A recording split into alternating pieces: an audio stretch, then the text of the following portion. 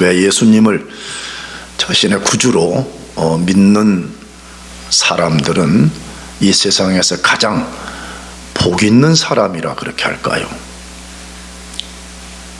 왜 예수 믿는 사람은 이 세상에서 가장 복 있는 사람입니까?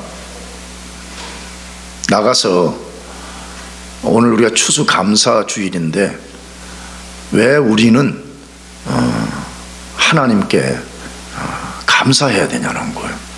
수많은 감사의 제목들이 있는데 그 중에 우리가 가장 감사해야 될 제목이 무엇인가 하는 것입니다.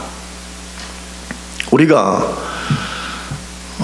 가장 복되고 하나님께 감사해야 될 이유는 우리가 예수를 믿고 하나님으로부터 얻게 된 삶의 결과 때문에 그렇습니다. 그럼 예수 믿고 우리가 얻은 삶의 결과가 무엇입니까? 여러 가지가 있습니다. 근데 그 중에 가장 중요한 것, 우리가 죄와 마귀의 손에서 건짐을 받은 것입니다. 이것은 사실은 우리의 말로 다 표현할 수 없는 가장 복된 일인 거지요. 나가서 우리는 더 이상 저주 아래 있지 않습니다. 성경은 그리스도 밖에 있는 모든 사람들은 지금 저주 아래 있다라고 분명하게 말씀해. 근데 우리는 저주 아래 있지 않습니다. 더 나아가서 우리는 더 이상 정죄가 없다라고 말합니다. 정죄라는 것은 너는 저주를 받아서 영원한 지옥에 떨어져라 하는 것을 말하는데, 그리스도에게는 그 정죄가 더 이상 없습니다. 나가서 우리는 의롭다고 선언을 받은 거예요. 하나님은 꼭 법정에서 재판관이 너는 무죄하다라고 선언한 것처럼 우리는 의롭다고 선언을 받았습니다. 나아가서 선언을 받을 뿐만 아니라 동시에 하나님의 자녀가 되는 거예요. 근데 하나님의 자녀가 되면 나가서 영원한 하나님의 보호와 인도를 받으며 살게 되어 있어요. 자, 그렇다면 도대체 무엇 때문에 그렇게 되는 거냐는 거예요. 우리가 예수를 믿으면 무엇 때문에 이와 같은 상상할 수 없는 복들이 우리들에게 주어지냐 하는 것이에요. 그것은 예수님이 우리를 구속해 주셨기 때문에 그래요. 이게 가장 중요한 복음의 내용인 거죠. 우리는 교회 다니면 보통 자기 힐링, 유물론적인 복을 좀 구하는 거, 그럴 쪽으로 생각하는 사람들이 있어. 근데 우리가 가장 귀한 복은 예수 그리스도가 우리를 구속해 주셨다는 거예요. 구속해 주셨기 때문에 방금 말한 그런 역사들이 예수 믿는 사람 속에 일어나게 되는 거예요. 그러면 구속이라는 것이 무엇이냐를 알아야 되는데, 구속은 영어로는 리뎀션을 말하는 건데, 이거는 사람을 이렇게 감옥에 가둔다는 말이 아니고, 어떤 사람이 오히려 이렇게 노예가 되거나 종이 되어 속박을 당할 때 이 사람을 자유케 하기 위해서 그 사람의 몸값을 지불하고 그 사람을 자유하게 만들어주는 것을 구속, 리뎀션이라고 그렇게 불러요. 그런데 모든 인간은 인정하든 인정하지 않든 태어나는 순간에 죄의 종이 되어 속박이 되어 있어요. 근데 문제는 자기 스스로 아무도 이 속박에서부터 자유케 할 수가 없어요. 그래서 예수님이 우리의 죄값을 지불하고 우리를 자유케 해주시기 위해서 그분이 십자가에서 우리 죄를 대신 담당하고 하나님의 진노의 심판을 받고 하나님께 우리의 죄값을 지불함을 통해 가지고 우리가 자유함을 입게 되는 것입니다. 그래서 우리가 구속자인 예수님을 믿게 될 때 죄와 마귀에서 자유함을 입게 되고, 더 이상 저주와 정죄를 받지 않게 되고 하나님 앞에 의롭다고 선언을 받고 하나님의 자녀가 되고 하나님의 보호와 인도 속에 살게 되는 거예요. 그래서 우리 인간을 진짜 자유케 만들어주고 복되게 만들어주는 것은 예수 그리스도의 구속을 통해서만 일어난다는 거예요. 그래서 그 말씀을 요한복음 8장 36절에 이렇게 말씀했어요. 그러므로 아들이 너희를 자유롭게 하면 너희가 참으로 자유하리라, 이렇게 되어 있습니다. 여러분, 인간은 다 속박 가운데 있어요. 그 진짜 자유는 하나님의 아들 예수 그리스도가 자유케 해줄 때만이 자유가 가능하다는 거예요. 그런데 어떻게 그 자유가 가능하냐 그러면 예수 그리스도의 구속을 통해서만 가능하다는 거예요. 그래서 우리가 영원히 찬양하고 감사할 제목을 하나 말하라 그러면 예수님의 구속이에요. 지금도 우리가 가장 감사할 제목이 뭐냐는 거예요. 하나님께 우리가 찬양과 영광과 예배를 돌려야 될 가장 중요한 이유가 있다 그러면 예수의 구속이라는 거예요. 그건 나가서 우리가 앞으로 천국에 가서 영원히 살 때 뭐 해요? 그렇게 말하면 예수님이 우리 구속해 주신 것을 찬양하는 것을 삶으로 여긴다고 말해. 그것을 계시록 5장 9절에서 10절 말씀인데, 그들이 새 노래를 불러 이르되 두루마리를 가지시고 그 임봉을 떼기에 합당하시도다. 일찍이 죽임을 당하사 각 족속과 방언과 백성과 나라 가운데에서 사람들을 피로 사서 하나님께 드리시고 그들로 우리 하나님 앞에서 나라와 제사장을 삼으셨으니 그들이 땅에서 왕 노릇하리로다 하더라. 언젠가도 말씀드렸어요. 계시록 4장은 천국에서 펼쳐지는 내용을 성부 하나님을 중심으로 소개하는 말씀이에요. 5장은 성자 예수님을 중심으로 펼쳐지는 천국의 모습을 소개한 건데, 천국 가서 뭐 하냐는 거예요. 여기 24장로들이 그걸 대명사, 복수대명사를 써서 그들이 이렇게 말했죠. 그 앞절은 24장로를 말해. 24장로는 모든 구원받은 성도들을 지칭하는 표현이에요, 계시록에서는. 근데 그들이 가서 천국 가서 뭐 하냐 그렇게 말할 때 예수님께 찬양과 영광을 돌리는데 무엇 때문에 찬양과 영광을 돌리냐 할 때 9절에 이렇게 되어 있어요. 하반절에 일찍이 죽임을 당하사 각 족속과 방언과 백성과 나라 가운데에서 사람들을 피로 사서 하나님께 드리시고, 이렇게 되어 있어요. 찬양의 이유가 뭐냐 그렇게 말하면 예수님이 우리를 피로 사서 우리를 하나님께 드린 것 때문이라 이렇게 말해. 여기 피로 샀다는 말이 구속이라는 말과 똑같은 말이에요.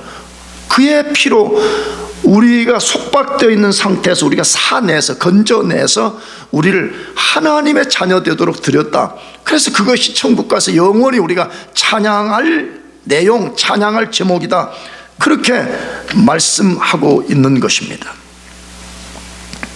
그러므로 우리가 예수님이 어떻게 우리를 구속해 주셨으며 도대체 구속의 결과가 무엇인가, 이걸 잘 아는 게 필요해. 왜냐?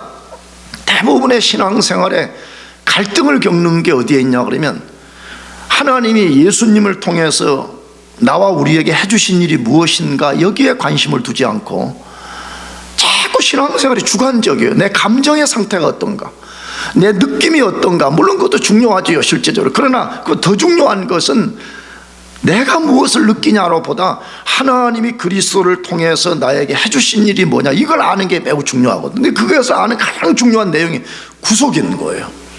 도대체 예수님이 나를 구속하기 위해서 무슨 일을 해주셨는가, 이걸 아는 것이 신앙생활에 사활적으로 중요하다 이 말이에요.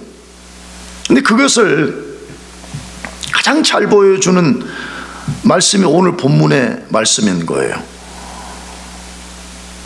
이 본문의 말씀은 이미도 몇 번 말씀드렸지만 하나님이 다양한 방식을 통해서 자신이 예수님을 통해서 우리들에게 무슨 일을 해주셨는지를 알려주는 거예요. 다양한 방식을 통해서. 여러분이 알다시피 어떤 경우에는 이스라엘 백성이 출애굽한 사건을 통해서 알려준다 할지, 유월절 어린 양 사건을 통해서 알려준다 할지, 성전 혹은 성전의 제사장의 역할을 통해서 알려주는 다양한 방식을 통해서 구속을 알려줘 우리들에게. 근데 그 가운데 하나가 오늘 본문에 보면 이 보아스라고 하는 베들레헴의 유력자가 아주 비천한 여자 룻을 구속, 다시 말하면 그를 자기의 아내로 맞아들이기 위해서 값을 지불하고 그 룻을 자기 아내로 맞아들인 이야기를 다룬 거예요. 자, 그런데 이 말씀을 읽을 때 우리가 항상 그렇게 읽어야 된다 그랬죠. 보아스는 성부 하나님 혹은 성자 예수님을 보여주는 모형, 타이폴로지, 아니면 그림자.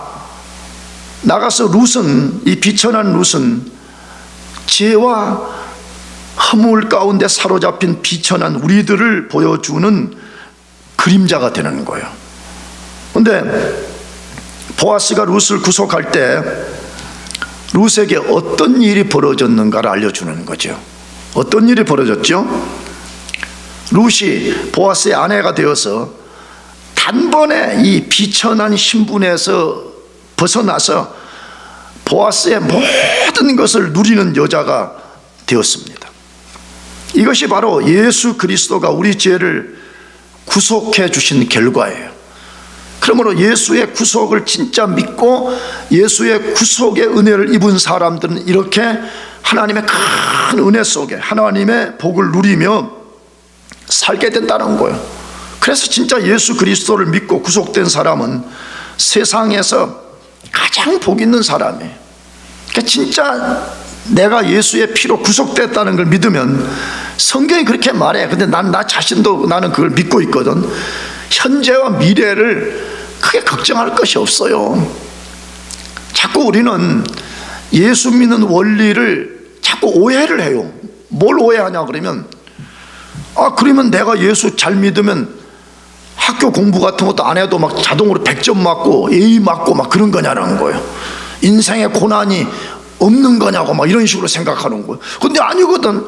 공부도 열심히 막 밤새워서 해야 되고 또 삶에 여러 가지 고난이 있는 거예요. 그러니까 막 갈등 속에 있는 거예요. 아니, 교회에서 목사가 설교할 때는 예수의 구속을 입은 사람은 현재와 미래에 걱정이 없다 그러는데 왜 나는 이렇게 고민이 많지? 그건 뭔가 지금 예수 믿는 하나님의 역사가 뭔지 크게 오해하고 있는 거예요. 여러분, 큰 틀에서 예수 믿으면 인생에 고난이 있어요 없어요? 다 대답해 보세요. 있어요 없어요? 다 있는 거잖아요. 공부라는 건 일반 은총 속에 들어있는 거기 때문에 당연히 우리가 열심히 밤을 새워서 공부하고 당연히 해야 되는 거예요. 공부도 안 하고 잠만 자고 있다가 하나님 나 100점 주세요, 빵점인 거예요. 그런 사람은요. 여기서 내가 말하는 내용은 뭐예요?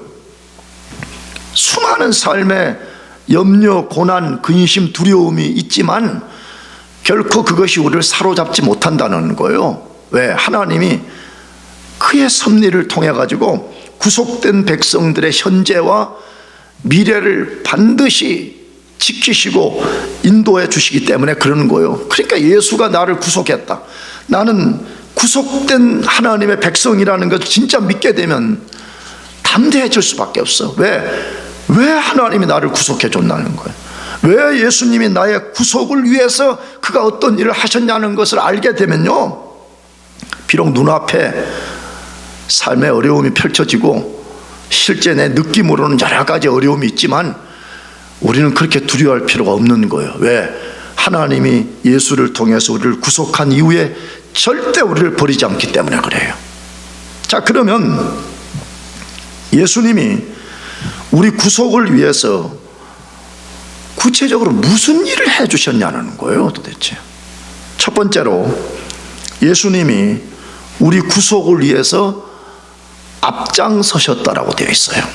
다시 말하면 우리를 구속하기 위해서 그분이 홀로 앞장서셔서 그 일을 하셨다라고 말씀하는 거예요. 그것이 오늘 본문 1절에서 길게 소개되어 있는데 1절부터 4절까지만 읽어보는데 여기에서 가장 중요한 반복된 단어가 뭐가 나오는지를 잘 살펴봐요. 내가 자주 말씀드렸죠. 성경에 항상 핵심 아이디어를 전달하는 것 중에 하나는 반복되는 단어를 주목하라 그랬잖아요. 근데 미리 말씀드리면 보아스가 라는 단어예요. 보아스가 한 번만 써도 돼요. 그렇잖아요. 근데 여기 보아스를 4절까지 몇 번쯤 소개하는지 4절까지만 읽어봅시다. 보아스가 성문으로 올라가서 거기 앉아 있더니 마침 보아스가 말하던 기업 물을 자가 지나가는지라. 보아스가 그에게 이르되 아무개여 이리 와서 앉으라 하니 그가 와서 앉으매 보아스가 그 성읍 장로 10명을 청하여 이르되 당신들은 여기 앉으라 하니 그들이 앉으매 보아스가 그 기업 물을 자에게 이르되 모압 지방에서 돌아온 나오미가 우리 형제 엘리멜렉의 소유지를 팔려함으로 내가 여기 앉은 이들과 내 백성의 장로들 앞에서 그것을 사라고 내게 말하여 알게 하려 하였노라. 만일 내가 물으면 물으려니와 만일 내가 물으지 아니하려거든 내게 고하여 알게 하라. 내 다음은 나요 그 외에는 물을 자가 없느니라 하니 그가 이르되 내가 물으리라 하는지라. 자, 먼저는 보아스가라는 말이 5절까지 4절까지만 읽었죠. 5절까지 보게 되면 5번 언급돼요. 근데 지금 뭘 룻기서가 말하려는 거예요? 룻의 구속을 누가 주도하고 있냐는 거예요. 아주 단순하게 룻이 한 거냐 아니면 보아스가 한 거냐 아니면 제3자가 한 거냐 지금 이거죠. 그렇잖아요. 근데 룻의 구속을 주도한 이는 보아스가 지금 그 일을 했다는 거예요. 그가 3장에서 룻에게 내가 너를 책임지겠다라고 한 그 말대로 이제 그가 룻을 구속하기 위해서 어떤 일을 지금 그가 주도적으로 행하고 있는가 이것을 보여준다 이 말이에요. 반대로 뭐죠? 룻과 나오미는 스스로를 구속할 아무런 능력이 없다는 거예요. 그들은 비천한 가운데 있기 때문에 자기들이 팔려고 한 자기들 시아버지가 물려준 조그만 땅 그걸 구속할 아무런 능력이 없어요. 그래서 유력자인 보아스가 지금 그것을 주도하고 있다는 것을 보여주는 거죠. 근데 보아스는 예수 그리스도를 보여주는 거라고 그랬잖아요. 우리는 우리 스스로를 구속할 아무 능력이 없는 인간입니다. 왜 그래요? 에베소서 2장 1절 허물과 죄로 뭐 했어요? 죽었다고 되어 있어요. 우리는요. 영적으로 죽어버린 사람은 하나님 앞에 아무것도 할 수가 없는 거예요. 심지어 다른 성경에는 우리는 마귀의 손아귀에 우리가 사로잡혀 있다 이렇게 되어 있잖아요. 그러므로 우리 스스로가 우리를 구속할 수가 없는 거예요. 그래서 예수님이 지금 보아스가 룻을 구속하게 앞장서신 것처럼 예수님께서 우리 구속을 완전히 주도하시는 거예요. 한번 잘 생각해 보세요. 예수님이 얼마만큼 우리 구속을 위해서 앞장서셨는가 하는 거예요. 항상 이런 걸 자꾸 생각하게 될 때 우리 신앙이 불처럼 타오르게 되는 거예요. 근데 자꾸 자기 자신을 들여다봐. 자꾸 자기 자신 안에 뭐가 있는가 들여다보니까 실망할 것밖에 없거든. 그런데 도대체 예수님이 우리를 구속하기 위해서 얼마만큼 앞장서셨냐 그러면 창세전부터 하셨다고 되어 있어요. 언제부터요? 창세전에 이 만물이 지어지기 전에 에베소서 1장 3절 이하에 보게 되면 태초에 창세전에 하나님이 그리스도 예수 안에서 우리를 예정하사 이렇게 되어 있어요. 이 말은 뭐라 그랬어요? 도대체 우리의 구속 구원이 언제부터 하나님의 역사 속에 시작이 되었는가 알려준다 이 말이에요. 자꾸 우리는 우리 구원이 그냥 우연하게 누가 예수 믿으라 그래서 예수를 믿어서 구원 받아가지고 내가 선택을 잘했다고 자꾸 생각하는 거예요. 그러니까 공로가 나에게 있다라고 자꾸 말한다 이 말이에요. 분명히 말하지만 우리는 예수의 구속이 없이는 예수가 안 믿어지는 거예요. 그러면 우리는 우리의 구속이 어디서부터 시작됐냐? 삼위 하나님, 성부 하나님, 성자 예수님, 성령 하나님이 만물이 존재하기도 전에 영원한 세계 속에서 미팅을 가진 거죠. 우리말로 하게 되면 삼위 하나님 미팅을 가졌어요. 근데 미팅의 내용이 뭐예요? 앞으로 만물이 창조되면 인간이 타락할 거라는 거예요. 그럼 타락하면 그 타락한 인간을 용도 폐기하지 않고 다시 구속하자. 그럼 그 구속 값을 지불해, 죄값 지불할 누가 갈 거냐 할 때 예수님이 자원하는 거예요. 내가 가서 성육신에서 인간의 죄값을 지불하는 구속자가 되겠다고. 놀라운 이야기죠. 우리는 아무것도 모르고 있었습니다. 그런 일이 일어난지도 우리는 모르고 사실은 태어난 거잖아요. 근데 예수님이 지금으로부터 약 2000년 전에 그 영원한 결정의 근거에서 이 땅에 성육신 하셨습니다. 그리고 그가 하나님의 때가 되었을 때에 우리의 죄, 우리의 죄값을 지불하기 위해서 십자가에서 온갖 저주와 고통을 다 담당하고 죄값을 지불하셨습니다. 그걸로 끝나지 않았습니다. 예수님이 장사되고 부활한 다음에 언젠가도 말씀드렸잖아요. 예수님의 그 신비로운 사역이 히브리서에 기록된 데 뭐냐 그러면 그는 제물인과 동시에 제사장이라고 말해요. 그러니까 이건 아무 어떤 인간이 할 수 없는 일이에요.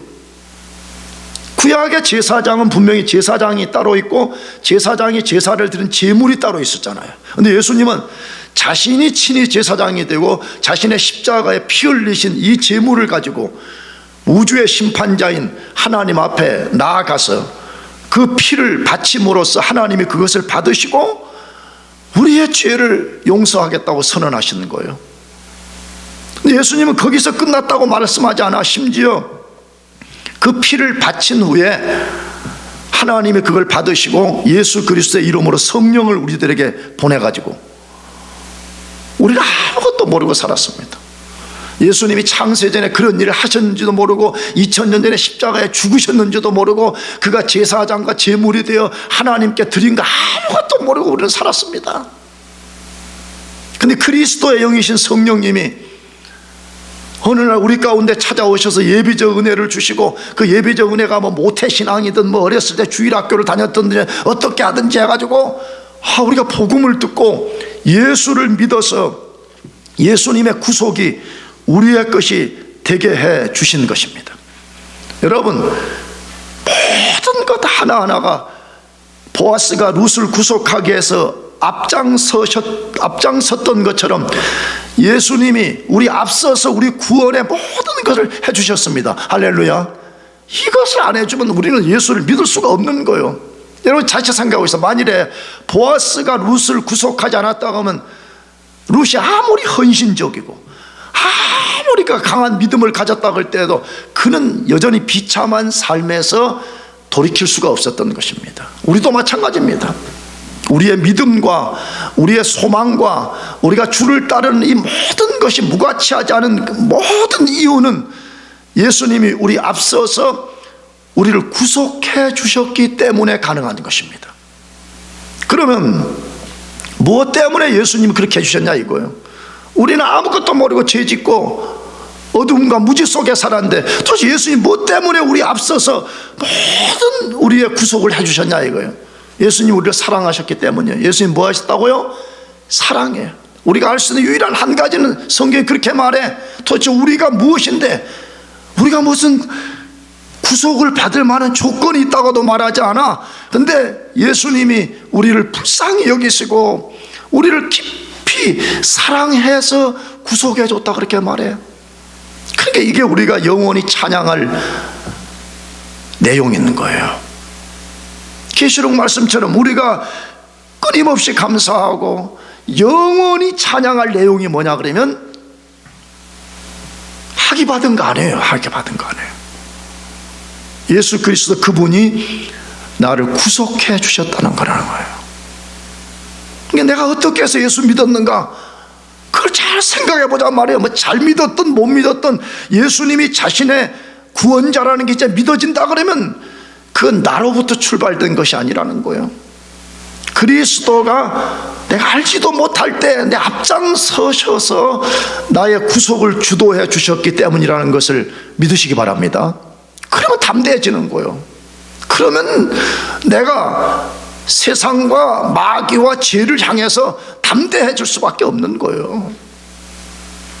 두 번째로 예수님 우리 구속 위해서 해주신 일이 무엇입니까? 예수님이 우리 구속을 위해 자원하셨다고 되어 있어요. 우리를 구속하기 위해서 그분이 뭐 하셨다고요? 자원한 게 윌링리스를 갖고 헌신하셨다 그 말이에요. 그 말씀을 4절에서 6절까지 소개하는데 다시 읽어봅시다. 같이 시작. 내가 여기 앉은 이들과 내 백성의 장로들 앞에서 그것을 사라고 내게 말하여 알게 하려 하였노라. 만일 내가 물으려면 물으려니와 만일 내가 물으지 아니하려거든 내게 고하여 알게 하라. 내 다음은 나요 그 외에는 물을 자가 없느니라 하니 그가 이르되 내가 물으리라 하는지라.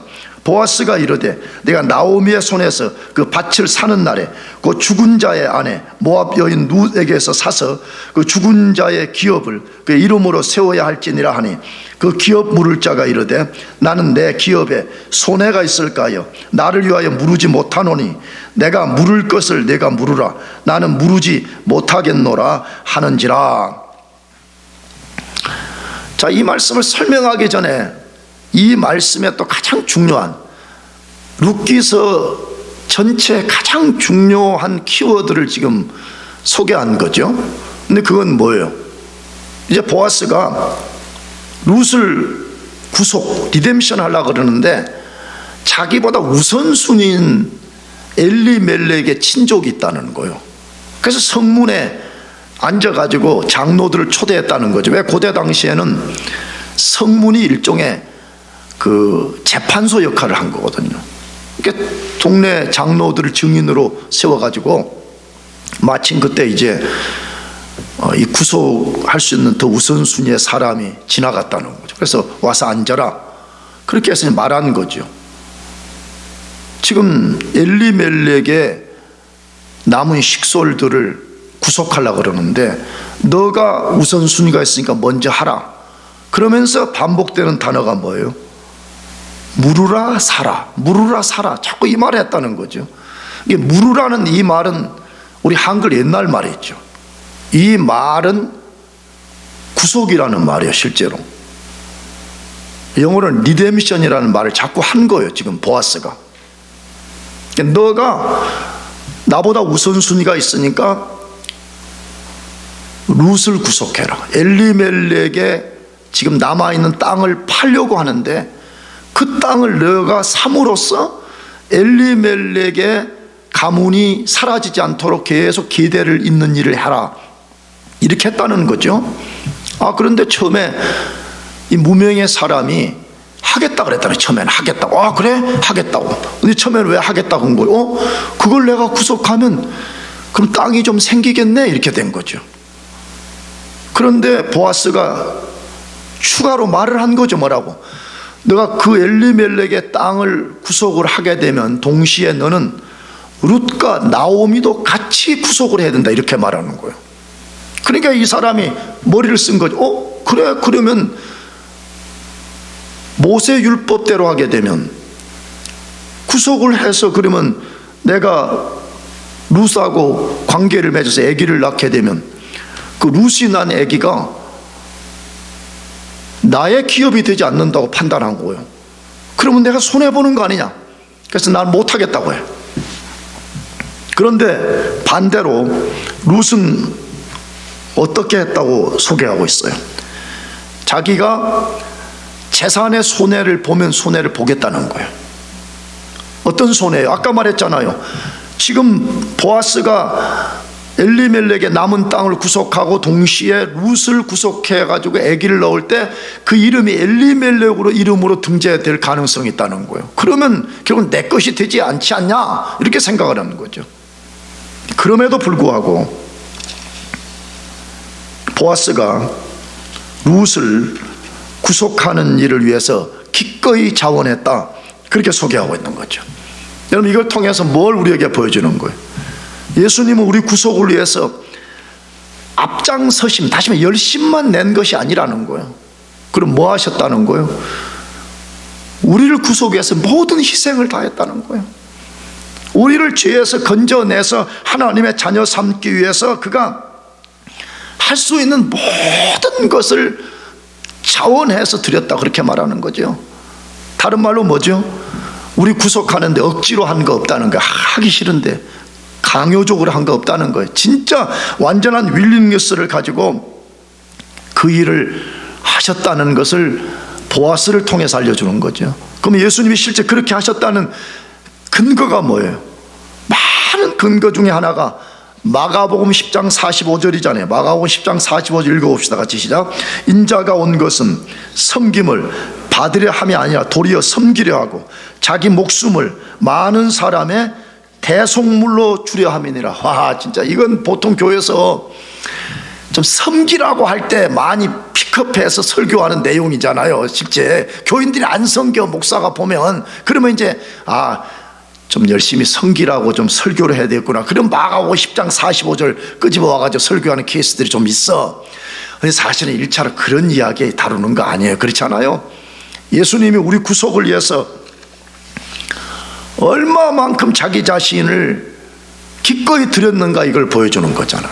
근데 뭐라고 했어요? 다시 인자가 온 것은, 예수님 지칭해, 예수님 지칭하는 말이 인자라는 말, 섬김을 받으려 온 것이 아니라는 거예요. 섬김 받으러 온 것이 아니라 뭐라고 해서 도리어 섬기려 하고 자기 목숨을 많은 사람의 뭘로 주러 왔다? 대속물로 주러 왔다는 거예요. 속량, 구속, 이것 위해서 오셨다, 그렇게 말하는 거죠. 그러므로 예수가 어떻게 우리를 구속하셨는지를 깊이 생각하는 것이 얼마나 중요한지 몰라요. 왜 그래요? 아까도 제가 질문 던졌잖아요. 뭐 때문에 예수님이 그렇게 하신 거예요 도대체? 우리가 뭐 구속을 받을 만한 조건을 가진 존재들이 아니잖아요. 우리가 세상 사람들이나 우리나 다를 것이 아무것도 없는 존재들이란 말이에요. 근데 무엇 때문에 기꺼이 우리를 구속하기 위해서 자기 자신을 들이셨냐 이거예요. 우리를 사랑해서 그렇다고 말해요. 우리를 뭐 해서요? 사랑해서. 딱 그게 유일한 이유예요. 그게 우리도 몰라요. 왜 우리를 사랑하셨는가? 우리는 다 몰라요. 딱 우리가 신학적으로 아는 것은 그게 주권적 은혜로, 창세전에 주권적 은혜로 우리를 사랑해서 구속하기로 정했다는 거예요. 그러니까 우리는 다 이유를 몰라요. 다만 아는 것은 감사할 뿐인 거죠. 나 같은 인간이 구속의 대상이 됐다는 거예요. 나 같은 죄인이 구속받는 대상이 되어서 예수의 구속의 은혜를 입었다는 것. 이것이 우리가 추수감사주일에도 감사할 최고의 제목이요, 남은 생애 동안에 우리가 감사할 제목이요, 우리가 앞으로 천국에 가서도 영원히 왕 되신 그리스도를 찬양할 제목이 하나 있다면 그분이 피를 흘려 우리를 사서 우리를 하나님께 드려준 그것이라고 말하는 거예요. 마지막 세 번째로 예수님이 우리 구속 위해서 무엇 해주셨다고 그래요? 그 철저히 희생했다고 말해요. 철저히 뭐 했다고요? 희생을 하셨다고 말해요. 그게 4장 7절에서 10절 말씀인데 읽어봅시다.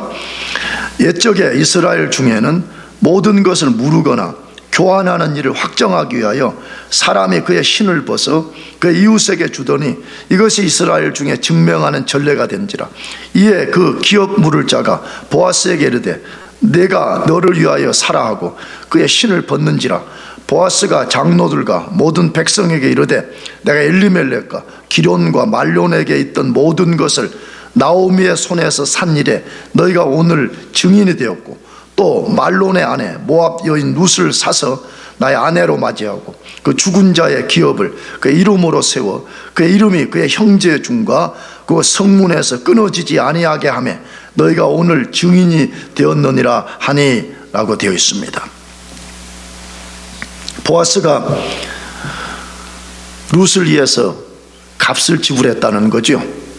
여기 본문에 그 엘리멜렉 남겨둔 그 땅을 아마 추정인데 너무 가난한 나오미, 룻의 시어머니 나오미가 이제 그걸 팔락은 거죠.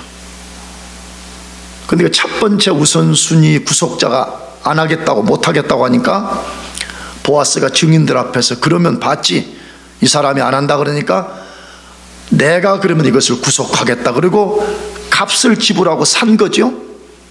본문에는 그 값을 얼마 지불했는지 이런 것은 나와 있지 않지만 분명하게 내가 산 것을 너희들이 증인이 되어달라 이렇게 말했다 그랬죠. 그러니까 구속을 위해서 기꺼이 값 지불함을 통해서 희생을 했다라고 소개하고 있는 것입니다. 여러분, 예수님이 우리를 구원하기 위해서 그냥 말로 한 거 아니에요. 야, 너희들 그냥 다 구원받아 이렇게 한 거 절대로 아닙니다. 예수님 그분이 가장 고귀한 것을 우리 구속을 위해서 값을 지불하는 거죠. 그게 뭐죠? 그게 예수의 보혈, 피인 거잖아요. 그래서 성경은 어떻게 구속받았어요? 그러면 반복적인 단어가 뭐예요? 예수의 피로 되었다, 그렇게 말하는 거죠. 예수의 피는 뭘 말하는 거예요? 물론 문자적 의미를 당연히 갖고 있지만 그 피는 말 그대로 블러드, 그것만을 말하는 게 아니죠. 레위기서에는 피를 먹지 말라고 명령한 내용은 피에는 생명이 있다는 거죠. 그리고 예수님이 피를 흘려줬다는 말은 뭐죠? 우리를 구속하기 위해서 그의 생명을 내어줬다는 거예요. 여러분, 예수님은 어떤 분이에요? 우리 같은 인간의 몸을 입고 오셨지만 동시에 그는 하나님이시잖아요. 도저히 우리 이성으로 다 이해할 수 없는 신비한 분이라는, 그 신비한 분이 그의 고귀한 생명을 우리 구속을 위해서 값지불로 내주셨다는 거예요. 그 대표적인 말씀이 에베소서 1장 7절인데 읽어봅시다. 우리는 그리스도 안에서 그의 은혜의 풍성함을 따라 그의 피로 말미암아 속량 곧 제사함을 받았느니라. 할렐루야. 이것이 우리 자신의 연약함을 이기는 근거요, 마귀의 공격을 이기는 근거요, 세상의 공격을 이기는 근거요, 심지어 조심스러운 말인데 하나님의 모든 걸 이겨낼 수 있는 근거예요. 왜 그래요? 우리가 순간순간 얼마나 연약하고 허물이 많고 얼마나 우리가 불의하다는 것을 깨달을 때가 많잖아요. 근데 그것만 보면 우리는 좌절할 수밖에 없어. 그렇잖아요. 생각이 추하고 마음에 품는 것이 추하고 하나님 앞에 행위가 올바르지 못하고 그러면 그것만 생각하면 좌절, 낙심, 불안, 두려움, 공포밖에 없잖아요. 그걸 이기는 비결은 뭐예요? 그래, 나 같은 그런 인간을 위해서 예수님이 그의 고귀한 피를 흘려주셨다는 거예요. 나를 그런 상태에서 건져내기 위해서 그분이 고귀한 생명을 값으로 내주고 나는 거기서 건짐을 받은 인간이라는 거예요. 그러므로 누구도 더 이상 우리를 정죄할 수가 없다는 거예요. 우리 자신도 우리를 정죄하지 못해요. 세상도 마귀도 우리를 정죄하지 못해. 심지어 하나님도 우리를 더 이상 정죄하지 않는다고 말씀해. 무엇 때문에? 그의 고귀한 아들이 생명을 내어서 우리의 죄값을 완전히 지불해버렸다고 말하기 때문에 더 이상 우리를 정죄할 수 없다라고 말씀한다 이거예요. 놀라운 이야기 아니에요? 그래서 우리가 자꾸만 신앙의 바른 원리를 세우는 것은 자꾸 우리를 자꾸 들여다보면서 낙심하면 안 돼요. 그리스도가 우리 위해서 무슨 일을 해주셨는가를 자꾸 생각하는 데서 시작돼야 된다 이 말이에요. 사도 형제 말씀대로 말이에요. 누구든지 주의 이름을 부르는 자는 구원을 얻으리라. 그러니까 우리 입장에서 보면 너무 쉬운 것 같아. 그렇잖아요. 누구든지 주의 이름을 부르면 구원을 받는다 그랬으니까. 근데 이걸 역설로 하나님의 관점에서는 뭐예요? 우리 구원을 위해서 하나님의 고귀한 아들 예수 그리스도가 그의 생명을 기꺼이 희생시켰다는 거예요. 어마어마한 이야기죠. 사실은 이게 복음인 거잖아요. 그것 때문에 우리의 믿음이 유효한 것이고, 그것 때문에 우리가 하나님께 소망을 품게 된 것이고, 그것 때문에 불완전하기 짝이 없는 우리가 하나님 앞에 당당하게 나갈 수 있는 근거가 되는 거 아니에요? 그러면 또다시 질문이에요. 무엇 때문에 예수님이 우리 위해서 그런 일을 해주신 거예요? 유일한 답, 그가 우리를 사랑하셨기 때문이라는 거예요. 그러므로 우리 경험은 일반적이잖아요. 우리가 계속 하나님을 구하지 않고 하면요, 제일 먼저 찾아오는 생각의 의심이 뭐예요? 하나님이 나를 사랑하시는가? 온갖 하나님에 대해서 불의한 생각을 품기 시작한다는 거예요. 성경은 지금 뭘 말해요? 그런 생각이 들 때마다 하나님이 그리스도를 통해서 나를 얼마만큼 사랑하시는가를 다시 기억하라는 거예요. 최고의 사랑의 증거가 뭐라는 거예요? 예수의 구속이라는 거예요. 나를 사랑하셔서 그의 아들이 십자가에서 기꺼이 자기의 생명을 내어줬다는 거예요. 그래서 유명한 로마서 5장 8절도 그렇게 말씀하는 거죠. 읽어봅시다. 우리가 아직 죄인 되었을 때 그리스도께서 우리를 위하여 죽으심으로 하나님께서 우리에 대한 자기의 사랑을 확증하셨느니라. 그건 묻고 싶은 거잖아요. 하나님, 나 진짜 사랑해요? 묻고 싶잖아요. 근데 만일에 우리가 하나님, 당신이 나를 사랑하는 최고의 증거를 보여줬어요, 그렇게 말하면 하나님 딱 하나만 보여준다는 거예요. 십자가에 못 박혀 죽임당함을 통해서 우리 죄값을 지불하고 우리를 구속하신 예수가 내가 너희를 사랑하는 증거라는 거예요. 지금 그렇게 됐다고 말하죠. 우리가 아직 죄인 되었을 때 그리스도께서 우리를 위해 죽으심으로 하나님께서 우리에 대한 자기의 사랑을 뭐 했어요? 확증시켜줬다는 거예요.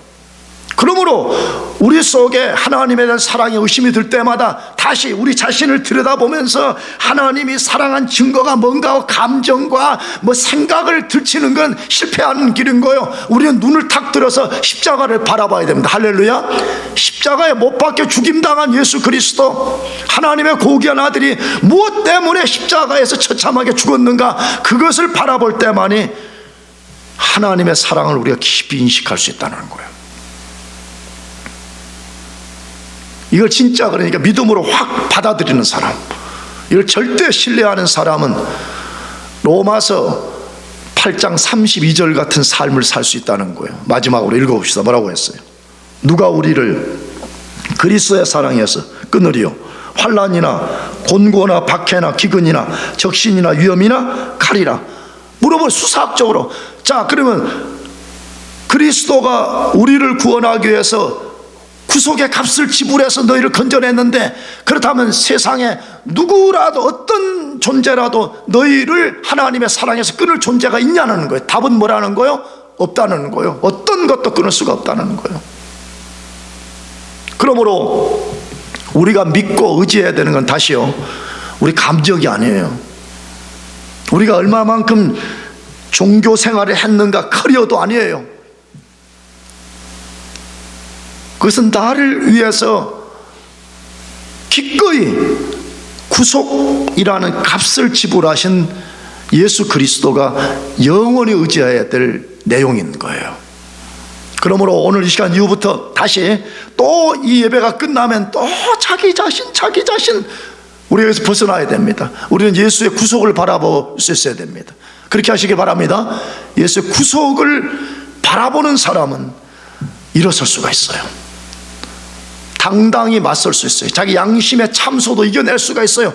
마귀의 끊임없는 비난도 우리는 얼마든지 이겨낼 수 있어요. 심지어 하나님도 더 이상 구속 가운데 있는 우리를 정죄하지 않으신다고요. 그것을 믿으시고 담대하게 세상과 맞서 나아가는 여러분들 되시길 바랍니다. 기도하겠습니다.